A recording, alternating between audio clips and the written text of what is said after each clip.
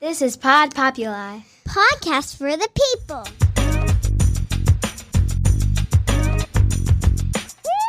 The Great Love Debate. It's the Great Love Debate. The Great Love Debate. It's the Great Love Debate. Hi again, everyone. It's Brian Howie. Welcome to the Great Love Debate, the world's number one dating and relationship podcast since 2015. I got asked a question about an episode that I did a while ago, maybe a year and a half ago. It's one that I did when I stopped off in San Francisco. And I wanted to revisit that episode. It's not that I'm purely doing it as a rerun, but I thought it was an important question because I think it's the single best piece of advice that we can give the fellas around here, and we have heard it from so many of the women. So I wanted to revisit the episode for you guys because I think it matters, and I think it's the episode that got us more viral buzz than any episode we've done in a long, long time. So it must be important. So I wanted you guys to have a second crack to listen to it if you listened to it before. If you have not, I think it's worth diving into again. I took another listen to it. I think I learned from my own episode about this, and I think it's something that I forget sometimes. I think it's really, really important, and I think it would behoove me and a lot of other guys around here to listen to this every single day or week because it is it matters, and I think we forget this, and I think it is the beginning of everything that we can learn to do better. So I want to dive into it one more time. I want you to listen. I want you to shoot me an email, your thoughts on it to see if it has resonated at all, if you agreed with it at all, or any other thoughts on it. greatlovedebate@gmail.com. But here we go once again. This is the thing that matters, fellas. I am here in San Francisco, California. San Francisco, it's sort of like I think San Francisco is like a tale of three cities. So on one hand, it is, and as I look at my window here, Jesus, it is by any reasonable standard, the most beautiful city in America. And probably one of the most beautiful cities in the world. If somebody came here from, I don't know, Sydney, which is one of the most beautiful cities in the world, and they came to America and they saw San Francisco. San Francisco's not quite Sydney, but people from Sydney would be like, San Francisco's pretty fucking nice. And it is. From a distance, it's stunning. The landscape, the water, the hills, the architecture, it really, really is. On the other hand, though, when you get into the deep heart of it and go into the city, it's, parts of it are kind of disgusting. Filthy, crime, homeless, drugs, and too much of this otherwise amazing city has gone too far in the wrong direction. But we aren't here to give you a civics lesson or a political one. The third angle about this place, though, is that for the second time in the 9-year history of the Great Love Debate, we have named San Francisco as America's worst city to find love. So there's that. Put that on a sign and hang it from the Golden Gate Bridge. But I did not come to San Francisco looking for love, nor to help the inhabitants find it. I have not done a live show here in about 7 years, and I don't plan on it. It's just not that fun. I want to talk about something more important than that, which should help at least the fellas get to a place of love, even if this city is not that place. So I get asked a bunch, what have I learned the most in doing this show and doing our tour for close to a decade now? Close to a decade.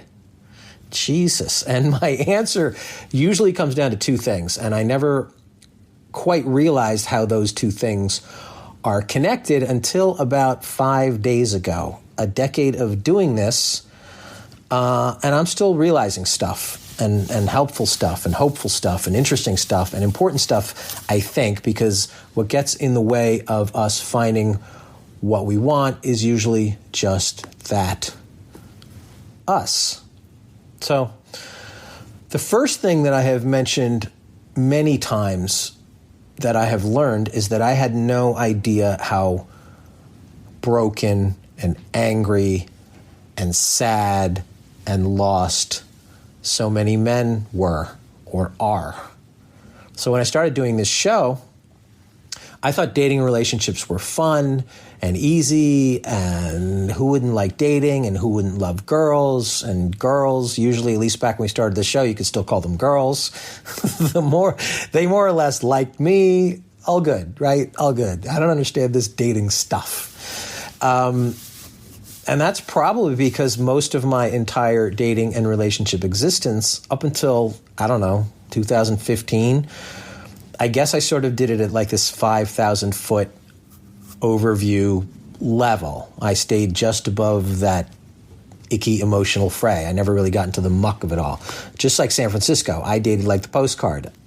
I looked at the very best parts and stayed away from the tough, gritty parts. So, I mean, if you ever come here and you visit Alcatraz and you go over there, you're like, oh my God, what a beautiful island. Look at the view. It might not be such a bad place to live. Because you're mentally ignoring or blocking the hard parts out of it, that you're trapped there and doing time. That was me. That was the way I dated, at least emotionally. That's the way I handled all of it. And when I started doing this show and found so many men who were angry or sad or broken or damaged or lost, and at first I thought, what's wrong with these guys? Why aren't they enjoying the dating experience? But then, as I previously documented, after 100 or so shows and a couple years of therapy, I realized I am those guys. I just didn't want, sorry, I got distracted by San Francisco. I am those guys. I just didn't want to realize it. I didn't want to admit it. And I was equally broken, I guess. I was emotionally unavailable, and I was walled off from everything that wasn't fun or light or easy. I just kept it distant. And again, I get into this without it being any sort of expertise. I don't want anybody to ever think that I or anybody else have any expertise on this stuff. Everything is just opinion and experience, which is based mostly on the opinions and experience that I've derived from thousands and thousands of you guys on the road or at one of our shows in the audience or from doing this podcast. Your experience, generally speaking, has shaped my experience. But the second thing I learned is something where I think my experience will shape your experience, that I think you can actually learn from me, my relationship, my struggles, my weakness, my vulnerability, and I guess my failure. So now that I have your interest totally piqued, and you want to get into all that, we're going to get into all that. Not to step on a moment or be a tease here, but I have to take a quick break because San Francisco is a very expensive city, and I have to pay for things around here, like this hotel. So break is coming a little bit earlier in the podcast than it normally does, but I'm going to ramble on uninterrupted after this, so we will be back in about 60 seconds right after this. And we are back. So we're talking about the second thing that I've learned from doing 400 or so live shows in 130 or so cities in a dozen or so countries, plus 400 or so podcasts. And pretty soon the number of podcast episodes that I have done will pass the number of live shows. And the live shows had like a 19-month head start. And I used to do like 3 or 4 or 5 a week. But I have slowed down.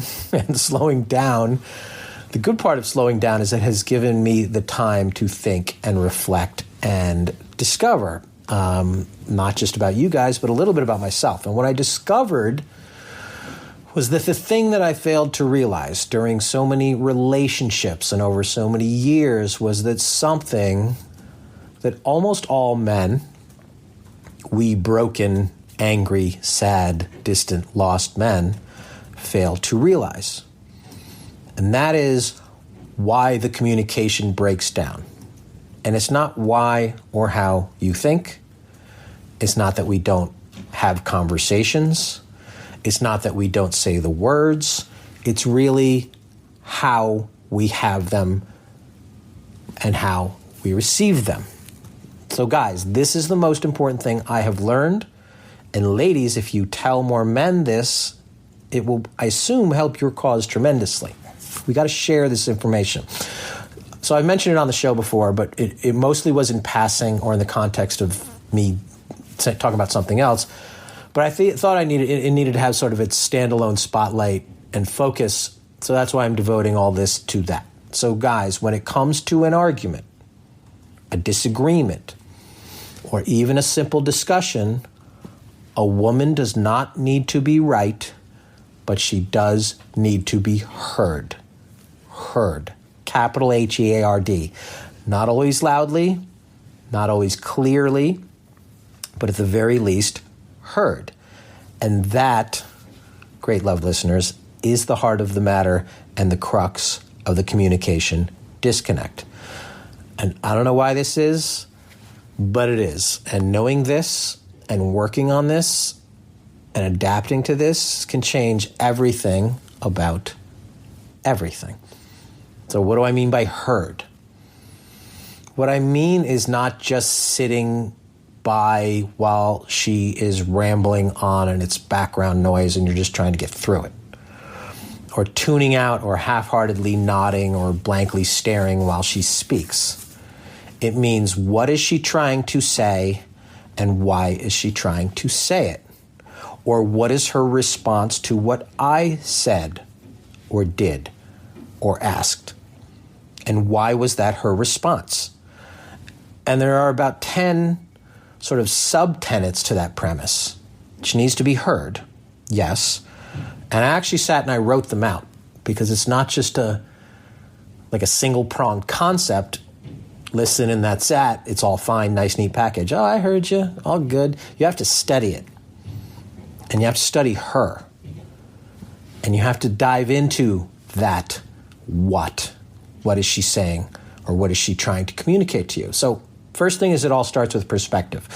So clearly if she is needing to be heard, she isn't seeing things as you do. Because if she felt heard by you, you would already be on the same page and then you would move on to the next page and get somewhere. She's needing to be heard. She doesn't see it like you see it. Because not everyone is going to see things as you do. Not your colleagues, not your friends, and especially not the person you are with and hopefully love. Nor are they going to see them at the same speed or exact moment as you do. So light bulbs go off in different ways at different times in different lumens. Think about that when you're not seeing it as she does. And then when you do, next, I think you always have to focus on the value of the bigger picture.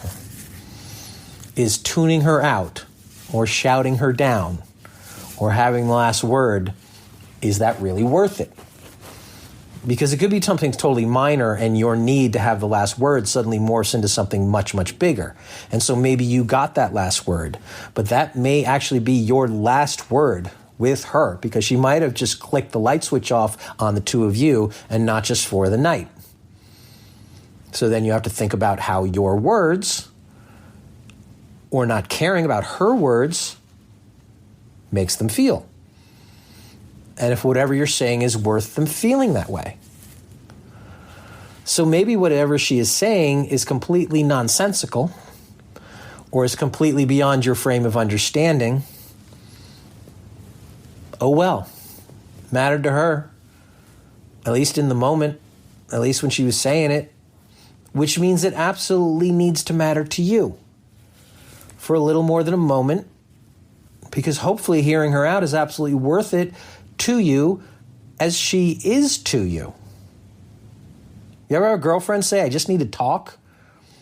Or you need to let me finish? Well, you do. They do. She needs to talk. You need to let her finish. So be it. It's a real thing. And then you have to think, what is the goal of saying your words?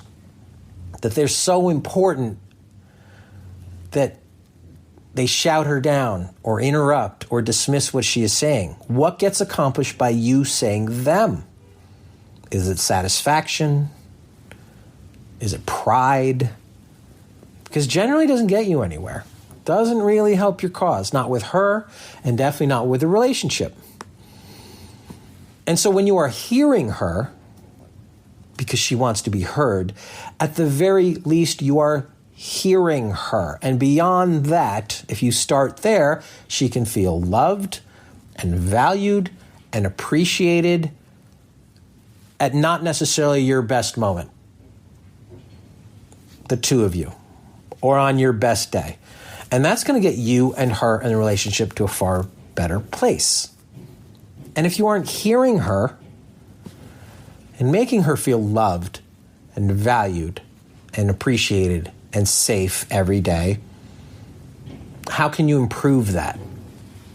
So what steps can you take to avoid these? I just need to be heard. Like, how can you cut it off before it gets to that? To stop it before it even gets to that place, to not ignore her or downplay her in whatever her situation is, even if that situation is so beyond comprehension. You just don't understand what she's thinking or why she's thinking it. Oh, well. She's the girl.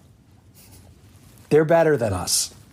She's better than you. They just are. They're motherboards, and we are light switches, guys. So on your most complicated day, you are probably not dealing with a fraction of the thoughts and feelings and emotions that she is. And you have to accept that.